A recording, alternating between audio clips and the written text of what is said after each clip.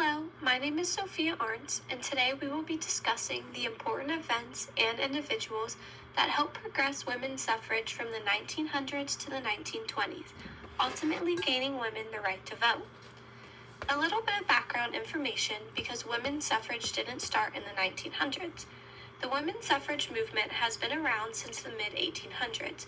That all started with the Seneca Falls Convention, which was the first women's right convention. Some of the big names involved were Susan B. Anthony and Elizabeth Stanton, who formed the first women's suffrage organization called the National Women's Suffrage Association, or the NWSA, in 1869. Their main goal was to stir public debate through reform proposals and other actions, as well as trying to oppose the 15th Amendment, saying that women should be included. There was also another women's suffrage organization created called the AWSA, or the American Women's Suffrage Association. This association was run by Lucy Stone and her husband, along with other reformers. Stone created the Women's Journal, a newspaper that recorded the points of what association's meetings discussed and presented suffrage issues. This paper lasted until even after the amendment passed, but officially stopped in 1931. The AWSA became a more popular organization because the NWSA was seen as more radical. The AWSA purely focused on the right to vote, while the NWSA wanted social reforms and total equality for women. However, in 1890, the two associations merged to become the NAWSA, the National American Women's Suffrage Association.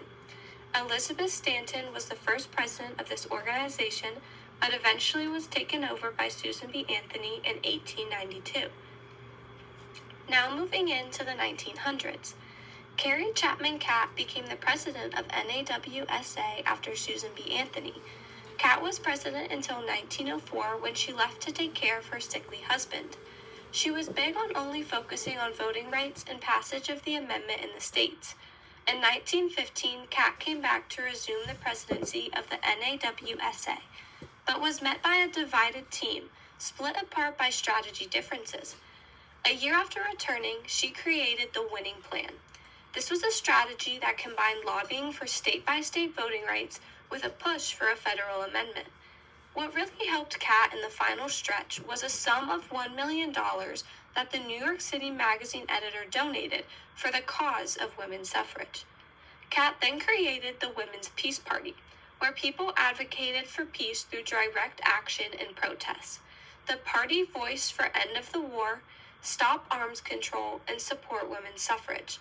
This party evolved into the Women's International League for Peace and Freedom, or the WILPF. The organization is still around today, making it the oldest active peace organization in the world. It aims at promoting peace and gender equality. Overall, Catt believed in working within the political system, and she emphasized how women's contributions to the war effort proved their right to vote, as she hoped to gain public and political support. Two main people involved within the NAWSA were Alice Paul and Lucy Burns, who became the leaders of the Congressional Committee in 1912. Lucy Burns originally began in Women's Social and Political Union, where she became an activist and spoke out. She was then arrested over and over again and imprisoned multiple times, while doing things such as speaking out on women's suffrage in the streets. On the other side, Alice Paul was born in New Jersey and earned degrees from two different universities. Paul then moved to England, where British suffragists taught her aggressive and defiant tactics, such as throwing rocks at windows and heckling. These things earned them front pages of almost every newspaper. Alice, moved by and influenced by the tactics, brought them all the way back to America. Alice and Lucy were both more radical than Catt. The two believed in aggressive and confrontational tactics, such as picketing, and had their main focus on the constitutional amendment to get the women the right to vote. While at the NAWSA, the two created a campaign for constitutional amendment. On the day before Woodrow Wilson got inaugurated, Paul organized a women's suffrage campaign. Woodrow Wilson did not like Alice Paul, as she represented unladylike and aggressive behaviors. The parade was led by Inez Milholland, a lawyer and activist who was dressed in a white robe riding on top of a white horse. This campaign had over 5,000 people from every state in the Union and had thousands of spectators, who ended up screaming and harassing the marchers. Of course, the police did nothing about it, but the event did what it needed to do and brought attention to women's suffrage, making the front page of almost every newspaper. Eventually, in 1914, Alice and Lucy left the NAWSA and began their own organization called the National Women's Party, or the NWP. The NWP started out with usual tactics, such as petitioning and lobbying legislators, as well as pageants and street speaking to influence policymakers. Then came the Silent Centennials in 1917, a protest led by Alice Paul, where over 2,000 women stood outside the White House and protested Woodrow Wilson for him to acknowledge suffrage and the unfairness of not having the right to vote. Their signs contained capitalized words to show the gravity of the situation, and some even threw Wilson's words about democracy back in his face. These women stayed outside no matter the weather and didn't say a word, even when people came up to talk to them. Woodrow Wilson would walk by and tip his hat to them, seeming to be amused with the tactic. However, his daughter would always wave at the girls. When World War I came, it was time for the U.S. to become involved. A lot of people assumed the women would stop picketing, as this was a time for unity. However, Paul did not think the same and refused to let the momentum of the picketing get away.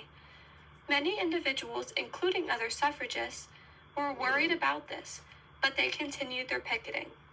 Of course, many people viewed this as unpatriotic and began to harass the women who were picketing, eventually getting to a point where the women were being thrown into traffic and harmed.